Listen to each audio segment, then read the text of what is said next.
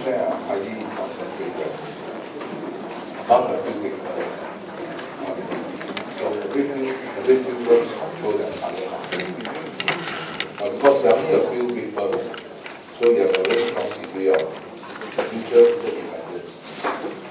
Mutual interdependence is every firm depends on each other. But the reason why is because the strategy used by one firm, the outcome also depends on the strategy used by the other firm. So if, for instance, Singtel will reduce price. Singtel reduce price, by right, they could increase their market share. Okay, but the outcome is also depends on whether the rival reduce price. So if the rivals like StarHub and M1 lower price, then Singtel will no increase in market share. So because there are only a few big firms, so one firm action, the outcome will depends on the reaction by the other firm. In perfect competition, no such thing, because there are 200 firms. So whatever you do, nobody can. There are too many firms. You will go unnoticed. But oligopoly, because there are few big firms, so whatever you do will be noticed by all other firms. Right. So now the product, what gives rise to oligopoly? The power of oligopolies comes from the fact that there are here few big firms. Not because they are selling different goods. When sitcom differentiated goods is very important because that gives them the power. But for oligopoly, this is not important. The power comes from the fact that there are only 3 or 4 big firms controlling the market. So everyone has to buy from either Singtel, StarHub, or M1. So that's where they derive their power. Are they selling differentiated goods or standardized products? No, not necessarily. The product, as I say, is not important. And oligopolies will be selling differentiated goods. But it will also be selling homogeneous goods. Now why? If you look around the world, the soft drinks industry is an oligopoly. So a few big firms controlling the whole market. But soft drinks, are they differentiated? Soft drinks are differentiated. Are Pepsi and Coke the same thing? I think if you look carefully at Pepsi and Coke, they are more likely to be differentiated. Pepsi, if you look at the market share, for instance, now in Australia, Pepsi controls 10% of the market share. 80% of the market share is controlled by Coke. Do you think these goods are differentiated? Must be. If that's not the case, then this is controlled 50%. Right? The fact that 80% are controlled by Coke means that consumers view Coke as different. If you look at Coke essentially has more bubbles than Pepsi. So therefore it's not the same product. Homogeneous possible, right? Most utility companies in the world, worldwide, you see there are only 2 or 3. So are the goods homogeneous? Sure. Utility company that sell water, right? Water are all the same. It's not a differentiated product. Okay. Of course, how to say that Singapore is a differentiated water, right? The water you drink are better quality. It's called new water. So you drink high because but they all taste good. Okay, so I think total water but the rest of the world all the same. So electricity also homogeneous. You plug the finger into anywhere, whether you plug the finger into the socket in Singapore, you go JB, plug the finger inside the socket, and I'm sure the building is still the same. So you don't have to sell differentiated to be homogeneous. Very high barrier to entry. Now, the capital requirement itself serves as a very high barrier to entry. And thus, oligopolies itself, they compete on price. if there are only 3 big firms operating, it will be very easy to compete on price. You can see when Shell overpriced by 5%, less than 3 minutes what you see. Esso also do the same thing. So I don't think if there are only 2 or 3 big firms, they will compete on price. It's very stupid. You will lead to what? The consequence, you will lead to a price war. Everybody can't buy. Now they're not in the business of making us happy, but to make us all right. So of course it's better to compete on something else if they decide to compete. Maybe compete on quality or service. Now, this type of firm normally they compete on pollute. If you are oligopolies, do you want to compete? Or do you think it's better to pollute?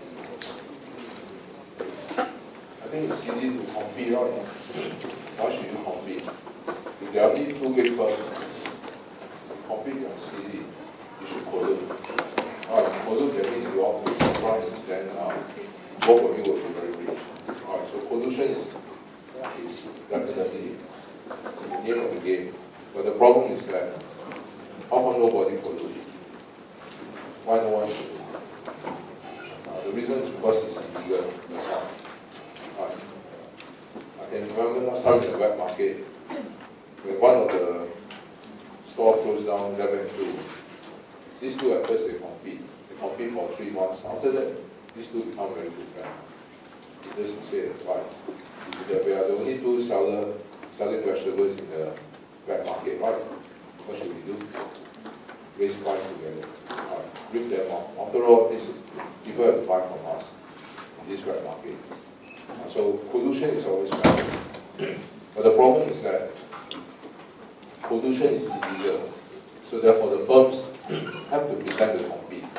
Pretend, because otherwise it's against the law. Now, pollution of course is good, but it's very hard to detect. For example, the coach operator to Malaysia, 3 years back, there are 3 big coach operators to KL to Malacca. So what do? They go and pollute. So they rip consumers off. So it has been going on for quite a while before they are caught.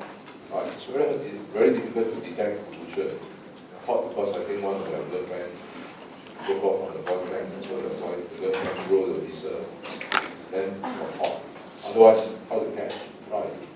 So if they are caught, they are fined a few $1 million because this is ripping the consumers off. Pollution is amounting to cheating the consumers. Okay. But of course, if you look at the real world, nobody talks about pollution. All of them are very busy competing with each other. They have to. Now, but there are some pollution that you can see openly. The OPEC cartel. Now, the oil cartel, you notice, they just tell you, all right, yes, we pollute. We fix the price of oil by controlling the supply of oil. Now, OPEC is okay because it's international cartel, so no one can do anything. You have the uranium cartel also, right? You also have the diamond cartel. So what can you do? International cartel, no one can do anything. So therefore, you can see that only OPEC, uranium cartel, all this, they openly declare that they are polluting. The rest, no one there will declare. Because the minute you declare, you will. Now, so because there are so many different types of oligopoly in this world, so I'm going to look at 5 different models. Now, of course, the question is, how come got 5 different models? Because in this world, there are 5 different types of oligopolies. The first 2, the standard model and the nominal firm model. Now, what are these? In this type of industry, there's one leader. There's a leader. So in the standard model, it's a leadership model. Who is the leader? The leader is the most powerful firm. The leader is the most respectable firm. And so the leader will set the pace. All the followers will have to follow. Okay? So these 2, they are leadership models. Now, of course, leadership model, how come you need 2 different models? Now, in the standard model, the leader focuses on quantity. The leader decides on what quantity to produce to maximize his profit. Then the followers, the rest have to follow. Alright, so quantity is the decision variable to maximize profit. They all have to decide on how much to produce, each of them. Of course, all will follow the leader. The leader set the tone, the rest follow. Now, in the dominant firm model, also there's a leader. Who is the leader? The dominant firm is the leader. Now, but in the dominant firm model, the dominant firm set price to maximize profit. Okay, once you set the price, everyone has to follow. Anyone try to undercut by selling lower price, you will punish them. Okay? So therefore, all these are leadership models, two different types. Because one focus on quantity to maximize profit, the decision variable. The other one, the decision variable, is focusing on price to maximize profit. Okay, so two different types of leadership models. But there are also three different types of non-leadership models. They are the Carnot, Bertrand, and collusive model. Now these are three other different types of model in the real world that captures the monopolies. Now these are not leadership models. That means all the firms in this sort of industry have the same advantage. They're all the same size, they have the same power, so therefore they have the same strategic advantage. So the difference is in the Carnot model, every firm compete based on quantity. So each firm will decide how much they produce themselves to maximize their own profit. So they are competing with each other based on each firm don't care about each other. They have to decide their own quantity to maximize their own profit. Whereas in the Bertrand model, every firm compete on price. What price to sell to maximize profit. So each firm will set their own price. Whereas the collusive model, here also we said before, if you look at cartels, how does the cartel fix the price? You don't fix the price, they fix the quantity. Right? You control the supply, effectively you are controlling the price. Okay, because if you are doing oil, you cannot control the price of oil by fixing the price of oil.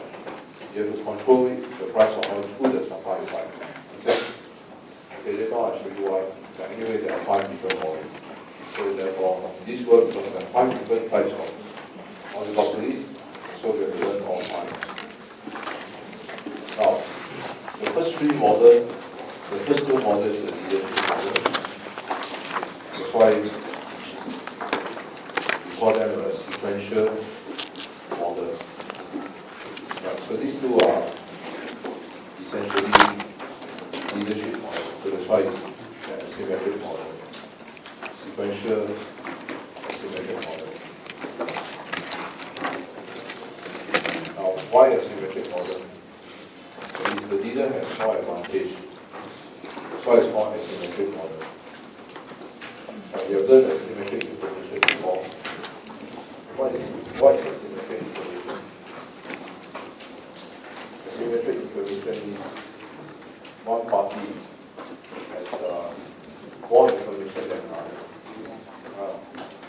So here it says, these 2 has more advantage over the rest. Who has the more advantage? Okay, so it's a settlement and a dominant firm model. It's a symmetric model because the leader has more strategic advantage over the follower. So it's a symmetric model. So the first 2 models is a symmetric model. The last 3. What are the last 3? This one there's no leader. So everyone has the same advantage.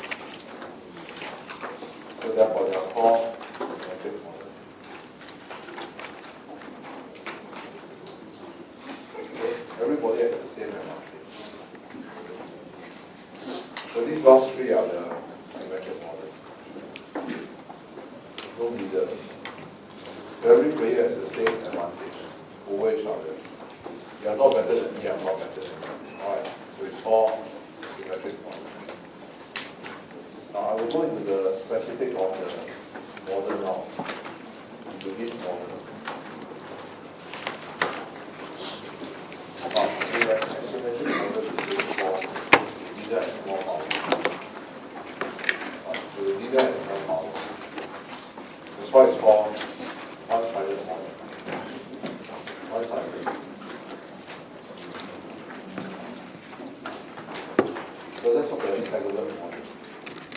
the Stackelberg model, the leader is firm one. So, Stackelberg oligo properties decides on quantity. So quantity is the decision element.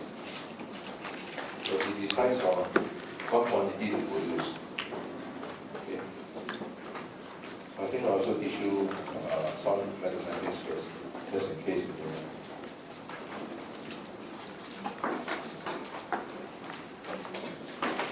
So if I give you this and ask you to find this, how to find it?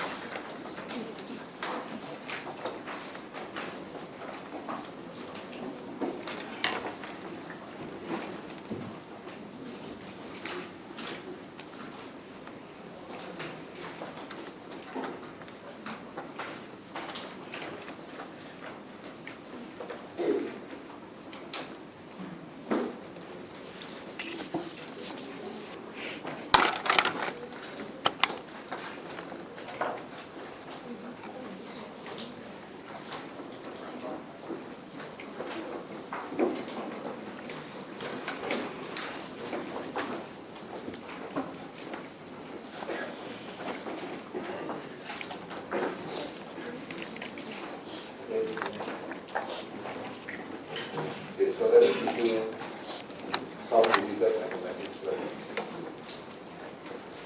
If you are given a force constant, tell me what's the fixed force? How much is the fixed force? 0. How to find MC? DC over dV. How to find AC? C over 2. Okay. Now, so you all have no problem with this. So when the fixed force is 0, the MC and the AC are 1. Okay, here the marginal cost is what shape? Is it U shape? Right, it's constant at 1. 3, right? It means that's why we're going to issue these, because many of you have a U shape. Other than what you shape.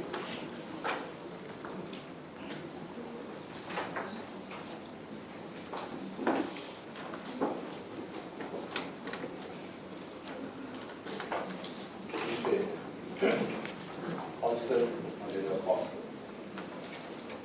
Cost of this unit, this amount, this unit, this amount, this unit, this amount, right? How about the AC thermal rate?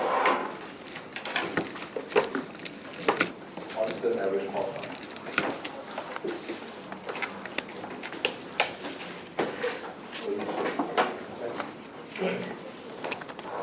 So when your fixed cost is 0, this is what it is.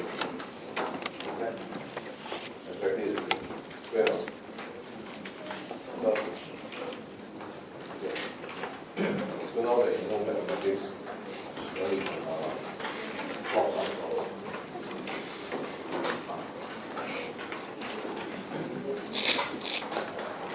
Okay. Now let's look at the model. Now, in the Stackelberg model, there's a leader. Let's say firm 1 is a leader. Now, firm 1 will decide what quantity to produce first. So, firm 1 will decide how much to produce Q1. Then, after that, the follower firm 2 will follow up to produce the rest. Okay? That means, how much firm 2 produce depends on what? What the leader has already produced. Alright. In other words, the leader, firm 1 will set how much to produce. Then the follower, top firm 1 produce this, so we will produce the rest. It means if the market demand is 100, the total market demand is 100. My firm one produce 80. 80. Firm 2 produce how much? 20. The firm one produce 70. Firm 2, 30. So how much firm 2 produce depends on how much firm 1 is produced. Right? So Q2 is a function of Q1. Okay. So I'm trying to solve now. In this market is the Staggerbird industry. What does the Staggerbird model predict? How much will each one produce? Okay. Now, in order to find out, first, let's solve the thing. I will start with which term first. Term 1 and term 2. See this? You are going to call every time you see this thing. So, see what you do. You only go by where? You go by the back. Right? So you start with 2 ones. Okay? Now, first 2 ones will maximize profit. And profit is equal to what? Profit equal to total revenue, which is this. This one, total revenue, minus total cost.